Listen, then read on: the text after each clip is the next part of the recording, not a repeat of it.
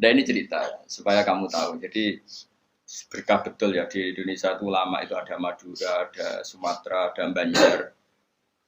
Kalau orang Banjar lebih hebat lagi. Orang Banjar itu di mana-mana pakai bahasa Banjar. Sama seperti orang Madura, di mana-mana orang pakai Madura. Dan orang Banjar kenapa saya bilang lebih? Ya, karena memang sebuah Banjar ya, karena Madura itu induknya kan Syekhona Khalil. Ya, tentu yang kita tahu yang modern. Banjar itu punya indukan namanya Syekh Arsad siapa? Syekh Arsad bin Abdis Somad. Syekhona Khalil itu ngaji sama Syekh Nawawi Banten. Padahal Syekh Nawawi Banten masih ngaji sama Syekh Arsad bin Abdis Somad teman Banjar. Itu uniknya orang Banjar itu.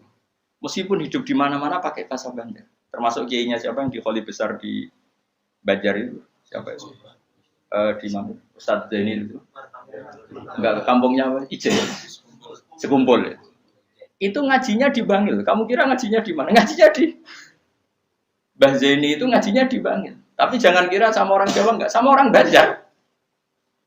Ngajinya di Bangil. Dan kiainya ya orang Bangil, tapi beliau orang Banjar. Mucalnya ya pakai bahasa Banjar. Sehingga orang Bangil nggak bisa ngaji sama kiai itu karena ini bahasa apa? Jadi sudah hidup di Bangil itu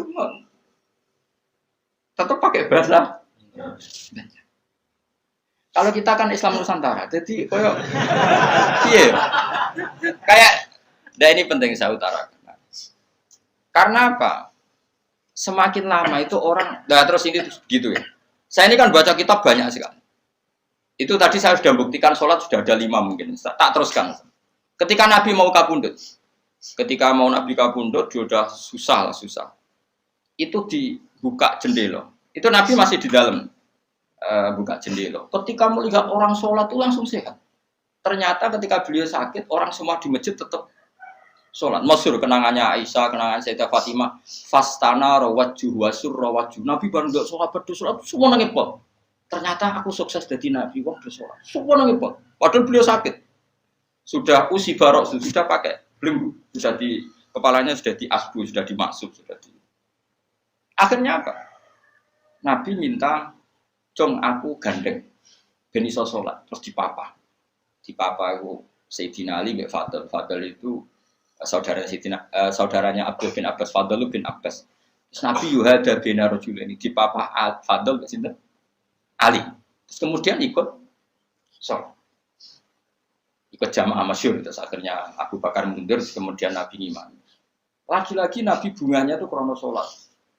Jadi semua kenangannya sahabat itu ya sholat. Karena begitu spesialnya sholat. Ini era sahabat ya, orang-orang era saja. Karena begitu spesialnya sholat, ketika Rasulullah wafat, intaqala ila rafiqil a'la. Ini dengerin betul ya, Pak. Paling tidak kita pernah punya pikiran kayak orang waras. Jadi usulan kayak berpikir orang waras yang ini tak tobat no. Kemudian ketika Nabi wafat, intaqala ila rafiqil a'la. Apa komentar para sahabat? Siapa khalifahnya Rasulullah? Ya orang yang disuruh Nabi sholat. Kata alasan mereka, jabatan negara itu sepele. Wong sholat sepenting itu saja. Abu Bakar sing kon dadi imam. Saya ulang lagi cara berpikir sahabat. Jabatan presiden, jabatan khalifah itu cemen. Wong urusan dunia wae. Wong urusan sepenting sholat wae sing sowan pangeran dikongkon mimpin Abu Bakar. Apa meneh dirimo urusan dunia wis ben Abu Bakar. Itu ukurannya kelayakan jadi pemimpin itu juga sholat gitu Pak. Paham ya? Mulane ana kontestasi imam, paham? Tapi gak tapi Gus. Akal-akalan zaman modern itu akal-akalan iki cerita. Mulane tak koiti iku zaman sahabat terus akiasno.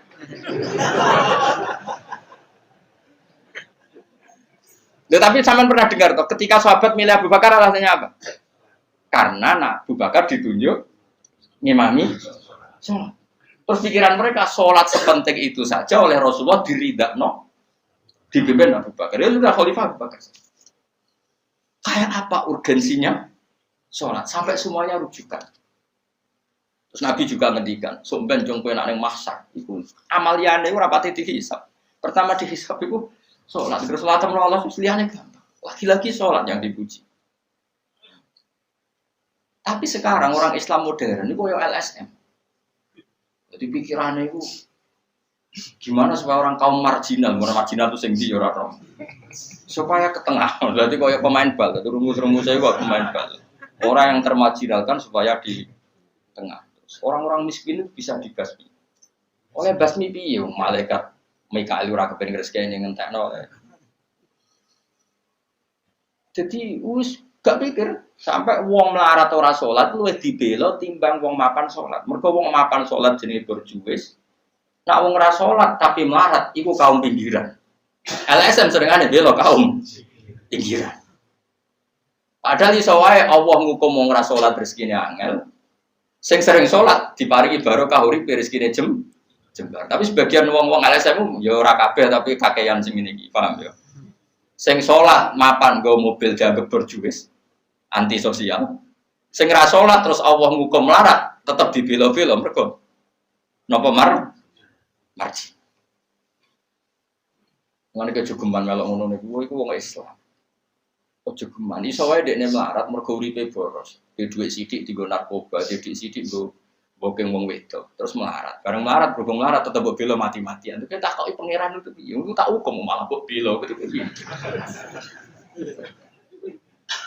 Lah saiki akeh ora percaya takok aku. Sopo wae wong paling melarat ning donya terus takoki asal usule. Kira-kira mergo Allah sing dolim apa masalah ngene? Wong merantau sing ning dalan-dalan rata-rata ya ana mutunge. Melarat ning desa isin tukaran mbek Pak D pali terus mutung anti silatur rohim minggat sementing rawuh dulur. Lho padahal ngendikane Kanjeng Nabi paling cepet dadekno sumpeke rezeki adalah qatur rohim. Wong lungane wae niate ngadui dulur. Iku jenenge apa qatur terus dihukum mbek pangeran merantau kangelan. Tapi saya tidak nuduh semua orang seperti itu. Tapi aku yakin nggak mungkin seperti ini tanpa sebab. Itu bela-bela nih. Mereka kowe mau dikaidah marginal berjuwis, apa? Marginal. Kalau pikiran ini terus, nanti kita kayak zaman PKI kan. Saya tuh punya kenalan gus-gus banyak di Kediri, di Madiun, di mana-mana. Itu dulu PKI Madiun, PKI Kediri, PKI mana-mana di daerah sana itu. Mangkel kiai, jadi kiai dianggap kayak bos berjuwis. Santri yang kerja ngurmat apa? Kebon. Kiai ini tengok-tengok ning omah untuk setoran. Jadi nganggep kiai koyo ketua geng. Mergo kiai ini ning omah tengok-tengok mulang. Engko santrine ngurusi kelapane, ngurusi panenane terus disetor. Nah, makanya darane kiai ketua geng. Terus sing dekne ku bilang kaum apa? Melarat. Mergo melarat itu kangelan. Akhirnya gerakan sama rata sama rasa. Itu korban pertama PK. Mergo dekne ora ro ibadah. Dadi wong sing diparingi jembar kaya kula ini kan mulang. Terus rugen salam template, dianggap kok ketua preman terus setoran ngono ae. Agar-agar.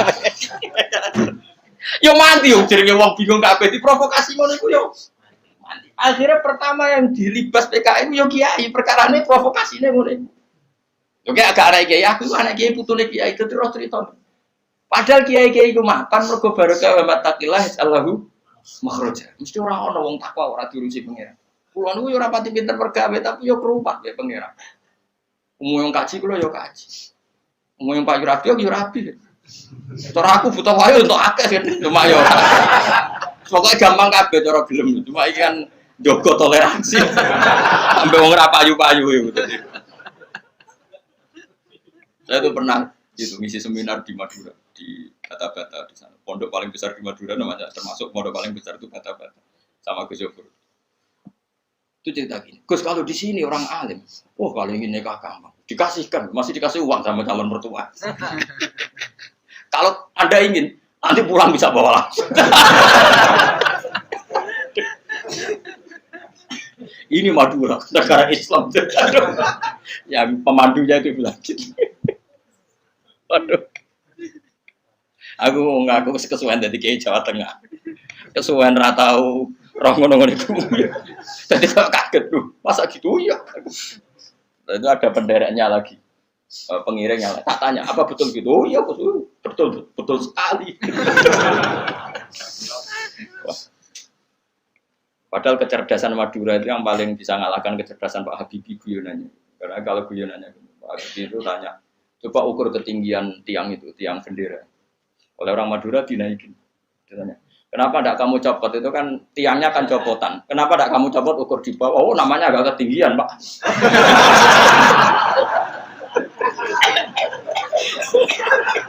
Makanya itu nanya, Ya itu guyonan. Habibie itu belum pernah debat kalah kecuali ngadu orang.